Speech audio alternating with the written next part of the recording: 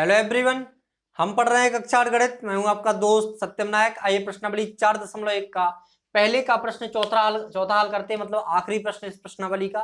तो इसमें क्या है, हमें एक समचतुर्भुज की रचना करनी है जिसका नाम है BEST, जिसमें B बराबर 4.5 सेंटीमीटर तथा ET बराबर 6 सेंटीमीटर।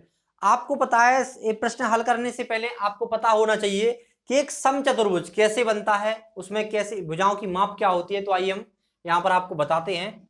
तो अगर हम समचतुर्भुज की रचना करेंगे तो आपको पता है समचतुर्भुज की जो सम्मुख भुजाएं होती हैं वो समांतर होती हैं।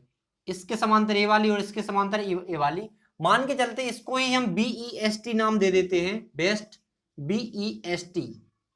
इसको ही हम BEST नाम दे देते हैं। आपको अभी अब रचना करवाएंगे, अभी समझा रहे हैं कि समचतुर्भुज होता क्या है, ठीक है।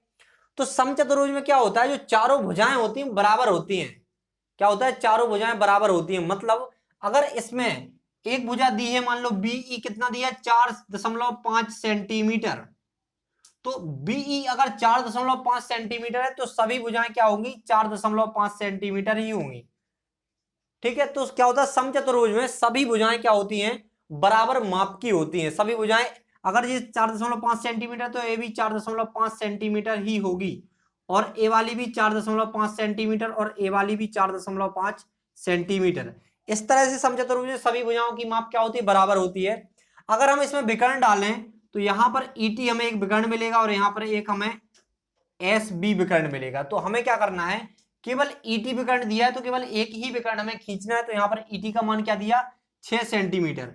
तो इस तरह से आपकी क्या होगी, एक समचतुर्भुज की रचना हो जाएगी। तो इस तरह से होगी आपकी समचतुर्भुज, क्योंकि इसमें एक ही विकर्ण का मान दिया है ET। तो आपको इस मान के आधार पर आपको क्या करना है, रचना करनी है एक समचतुर्भुज की। तो आइए हम रचना करते हैं। तो सबसे पहले हमें क्या लिखना पड़ेगा, यहां पर हमें जानते हैं कि जो समचतुर्भुज की सभी भुजाएं क्या होती हैं, बराबर होती हैं। तो यहां से हमने क्या किया, BE का मान दिया, तो BE के बराबर क्या हो जाएगा, BE के बराबर क्या हो जाएगा, ES ST और TB। तो यहां पर हम लिखेंगे BE बराबर ES बराबर क्या हो जाएगा, ST बराबर TB या BT बोल दो। ये क्या है, सबकी सब भुजाएं क्या है, बराबर है। कितना है, 4.5 सेंटीमीटर। यहां पर लिख भी सकते हैं समचतुर्भुज की सभी भुजाओं का माप बराबर होता है। समचतुर्भुज की सभी भुजाएं बराबर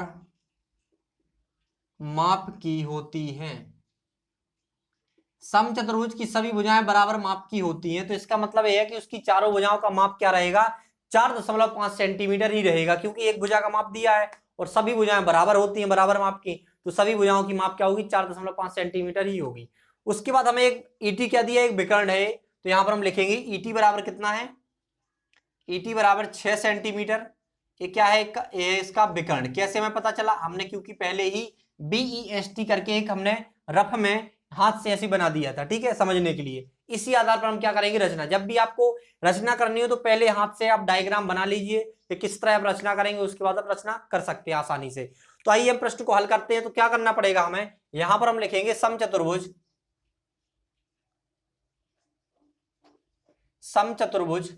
BEST की रचना। समचतुर्भुज BEST की रचना। तो यहां पर अगर हम रचना करेंगे तो सर्वप्रथम हमें क्या करना पड़ेगा, एक BE जो इसमें दिया है BE रेखाखंड खींचना पड़ेगा।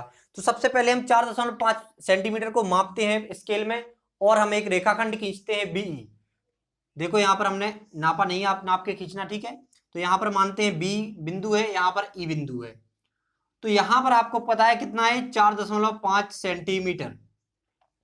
अब क्या करेंगे, हमें आपको विकर्ण दिया है ET, तो आप क्या करेंगे, E से, ET दिया है आपको 6 सेंटीमीटर, तो E से आप एक चाप लगाएंगे 6 सेंटीमीटर का। तो आप प्रकार से माप के स्केल में 6 सेंटीमीटर का एक चाप लगाएंगे तो यहां कहीं आएगा, आपका यहां पर चाप आएगा एक, तो यहां कहीं आपका चाप आएगा, ठीक है। इस तरह से लगाएंगे तो ऐसा आएगा यहां पर, ठीक है। तो इस तरह से ऐसे चाप आएगा आपका 6 सेंटीमीटर का। E को केंद्र मानकर, यही आपको रचना के पद में लिखना है, ठीक है।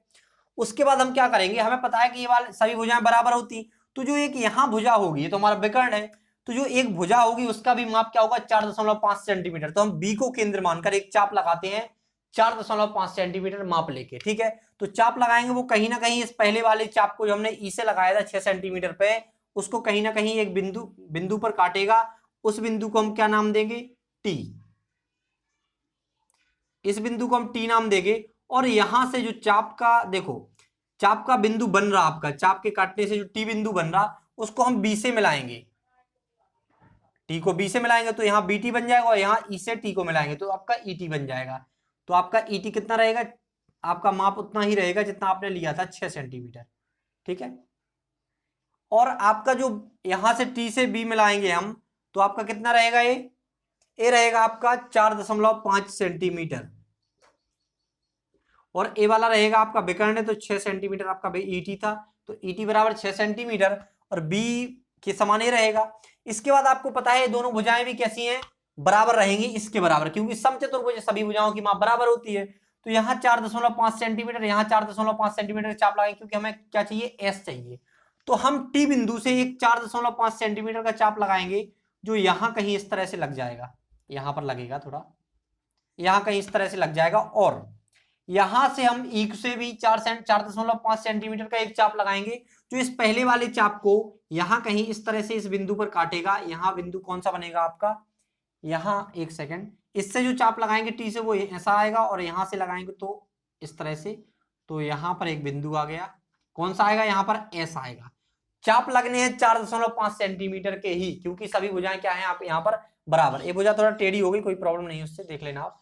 फिर इसको क्या करेंगे हम, एस बिंदु से ई को मिला देंगे, और तो यहां पर ई एस बन गया, ठीक है। तो ई एस कितना था 4.5, सभी भुजा बराबर है, केवल विकर्ण का मान दिया था 6 सेंटीमीटर, और टी को हम क्या करेंगे, एस से मिलाएंगे। तो इस तरह से आपका समचतुर्भुज बीईएसटी का निर्माण हो गया। इसीलिए हमने बनाया था ये, पहले स्केच बनाया था इसका किस तरह बनेगा ये, ठीक है। उसके बाद हमने रचना कर दी। तो यहाँ ए बी रहेगा 4.5 सेंटीमीटर, और ए बी आपका 4.5 सेंटीमीटर, क्योंकि समचतुर्भुज है, और समचतुर्भुज की सभी भुजाओं की माप क्या होती है, बराबर होती है, ठीक है। अगर दूसरा विकर्ण दिया जाता तो हम इसको मिला देते, लेकिन प्रश्न में इतना ही डेटा दिया गया है कि हम इसको बना सकें, ठीक है। तो इस तरह से आप रचना के पद भी लिख सकते हैं कि सर्वप्रथम हमने बी रेखाखंड खींचा जो 4.5 सेंटीमीटर माप का था। उसके बाद हमने ई बिंदु को केंद्र मानकर 6 सेंटीमीटर का एक चाप लगाया, तथा बी को केंद्र मानकर 4.5 सेंटीमीटर का एक चाप लगाया, जो पहले चाप को काट रहा था। जो हमारा इसका चाप है, दूसरा चाप पहले वाले चाप को काट रहा था। तो वहां पर हमें टी बिंदु प्राप्त हुआ, टी बिंदु प्राप्त हुआ वहां पर। फिर हमने क्या किया, बी को टी से और ई को टी से मिलाया, तो इससे हमें बीटी और ईटी रेखाखंड प्राप्त हुए।